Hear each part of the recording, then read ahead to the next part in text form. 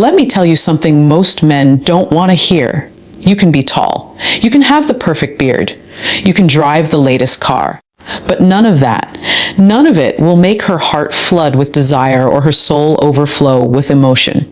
Because a woman doesn't truly pour water for a man she just likes. She pours for the man she feels. And feelings, my brother, are not bought. They are evoked. We live in a generation where men are exhausted from chasing and women are drowning in shallow attention. The truth is, if you want a woman to open herself fully, not just physically but emotionally, you must go beyond looks, beyond money, beyond smooth words. The one sure way, you must create a space where she feels safe enough to lose control. A space where her laughter is unfiltered, her silence is understood, and her walls are unnecessary. This isn't about tricks, it's about presence. It's about how you hold her even without touching her. And today, I'm going to break down exactly how to do it step by step, so that she will never forget the way you made her feel. Let's begin. A woman's life is rarely as calm as she makes it appear on the outside. She might look composed in public, hair perfect, makeup flawless, a smile that makes you think she has it all together. But inside, she's juggling battles you may never see. There's the pressure to perform at work, the silent comparisons she makes when she scrolls through social media, the weight of family expectations, and the small wounds from her past that never fully healed. When she meets you, she's not looking for another storm. She's looking for shelter. And here's where most men fail, because they think being strong means being loud, dominant, and in control all the time. No. Being strong for a woman often means being still when she is trembling, being patient when she is overwhelmed, and being gentle when she feels fragile. Imagine her having a terrible day, messages unanswered, eyes distant. Most men panic and say, "What's wrong? Talk to me. Why are you like this?" They make it about themselves. But a high-value man understands that his role in that moment is not to interrogate, but to create a safe emotional space. You do this with your tone, calm, slow, grounded. You do it with your energy. No rushing her, no pushing for details she's not ready to share. You do it with your presence, by simply being there, physically and emotionally, so she knows she's not alone. When a woman senses that your spirit is steady no matter what she throws at you, she begins to trust you with more of herself. She learns that she doesn't have to filter her emotions around you. She can cry without being judged. She can vent without you dismissing her. She can sit in silence and still feel understood. And here's the secret: women don't fall for men who add to their chaos. They fall for the ones who make them feel peace they didn't know they needed. When you are her calm, you become her anchor. When you are her anchor, she pours into you love, loyalty, affection, because she feels safe enough to be fully herself. Be the calm in her storm, and she will make sure your cup is never empty. One of the most common mistakes men make in relationships is believing that every time a woman speaks about her problems, she's asking for a solution. It's not your fault. You've been wired this way since you were young. You see a problem, you want to fix it. It's logical. It's direct. It's the man thing to do. But here's the truth. Most women don't always speak to you so you can solve their problems. They speak because they want to feel understood. They speak because they want someone to witness their emotions without rushing them into action. Imagine this. She comes home frustrated after a long day at work. Her boss ignored her ideas in a meeting. A coworker took credit for her work. She's angry, she's tired, she's emotionally drained. You, trying to help, immediately say, "Well, next time you should speak up. Why don't you look for a new job?" You're too sensitive about these things. What you think is helping is actually dismissing her emotions. She doesn't feel heard. She feels like her feelings are being pushed aside in favor of quick fixes. Listening without the fix-it syndrome means leaning in and absorbing her words without judgment. It's saying, "That sounds like it was really tough for you. I can see why you'd feel that way. Tell me more about what happened." It's not passive, it's powerful. Because you're giving her permission to feel without having to defend her emotions. And when a woman feels safe expressing herself without being told she's wrong, she starts sharing more.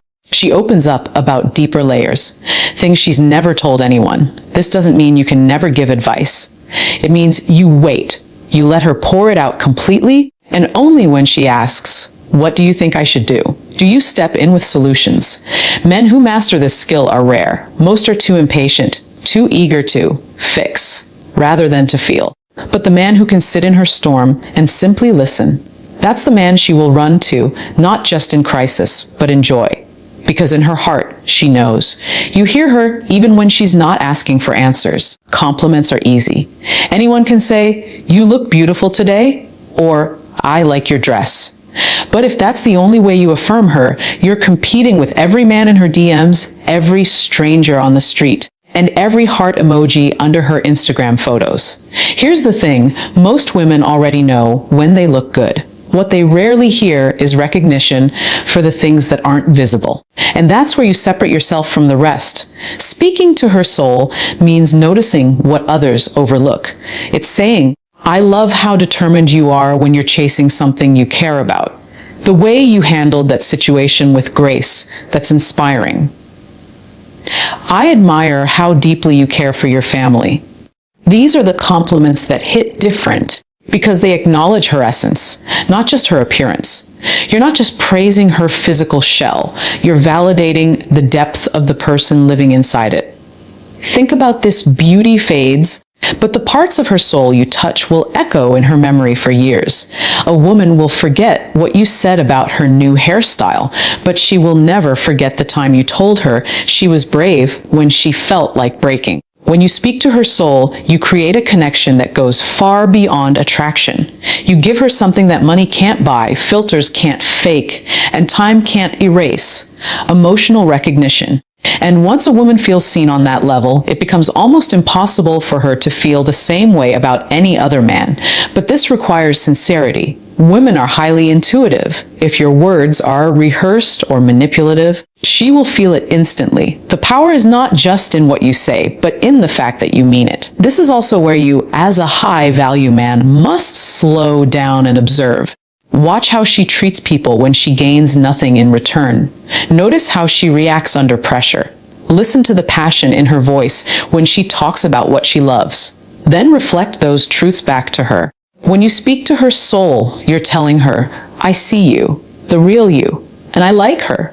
And that, my brother, is how you build a bond that outlasts chemistry. Most men confuse being around a woman with being present for her. But let me tell you something. Time without attention is like water without wetness. It looks right on the surface, but it doesn't truly nourish. A woman can tell when you're there physically but absent mentally. She notices when your eyes drift to your phone every few minutes.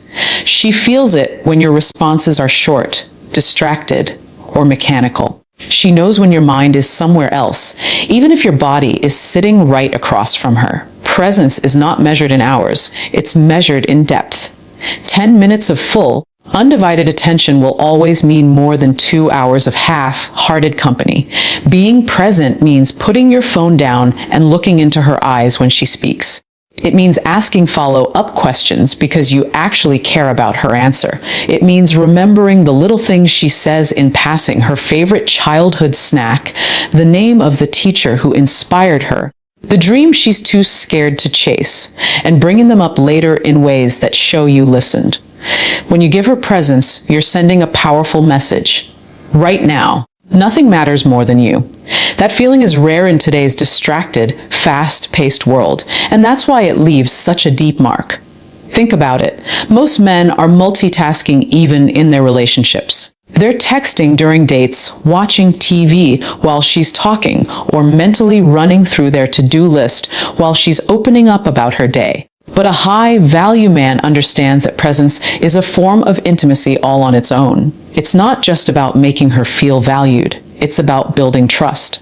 When a woman feels your undivided attention, she feels safer to share her truth. She begins to relax, knowing she's not competing with a screen, a notification, or your wandering thoughts. Here's the truth. The most unforgettable connections aren't built in grand gestures. They're built in moments where two people are fully there with each other, mind and heart. So don't just spend time with her. Be in time with her. Because presence is the bridge between her mind and her heart. And if you cross it, you'll find a place in her that no one else has reached. A lot of men think the way to win a woman's heart is by agreeing with everything she says. They nod, they smile, they avoid any disagreement because they're afraid of upsetting her or losing her interest. But here's the reality. Constant agreement doesn't create attraction, it creates boredom. Women are drawn to men who stimulate their minds, not just their feelings. A high-value man doesn't fear healthy disagreement. He embraces it because it shows confidence and individuality. But there's an art to it. You don't challenge her to win or to belittle her. You challenge her to help her grow, to inspire her to think deeper, to expand her perspective. Let's say she shares an opinion on something, maybe about relationships, career, or even a social issue. Most men just say, "Yeah, you're right," without thinking. But you might say, "I see where you're coming from, but have you thought about it from this angle?"